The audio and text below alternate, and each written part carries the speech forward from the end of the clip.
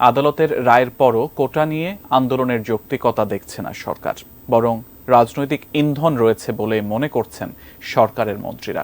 আলাদা আলাদা অনুষ্ঠানে এমন অবস্থানের কথা জানিয়েছেন তারা। স্বরাষ্ট্রমন্ত্রী বলেছেন, আন্দোলনে সীমা অতিক্রম করে যাচ্ছেন শিক্ষার্থীরা। সরকারি চাকরিতে কোটা সংস্কারের দাবিতে আন্দোলন করছেন শিক্ষার্থীরা।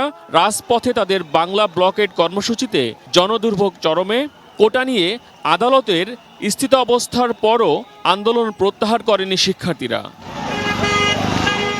শিক্ষার্থীদের ঘরে ফেরাতে সরকারের পক্ষ থেকে কি করা হচ্ছে, বৃহস্পতিবার স্বরাষ্ট্রমন্ত্রী আসাদুজ্জামান খানের কাছে তা জানতে চাওয়া হয়।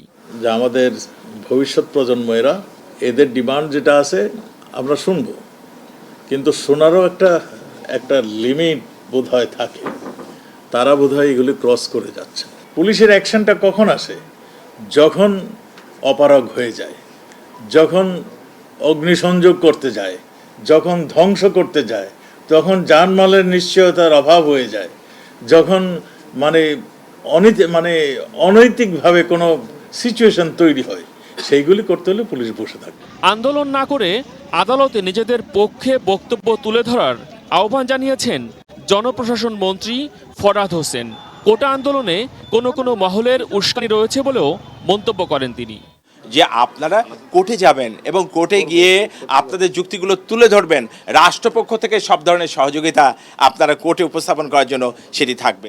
অন্যদিকে ধানমন্ডিতে সভাপতির রাজনৈতিক কার্যালয়ে সংবাদ সম্মেলন করেন আওয়ামী লীগ সাধারণ সম্পাদক ওবায়দুল কাদের।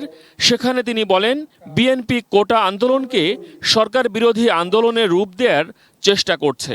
এই তারুণ্যকে অপব্যবহার করে কেউ যাতে রাজনৈতিক ফায়দা লুটতে না পারে সেদিকেও সকলের সতর্ক থাকতে হবে।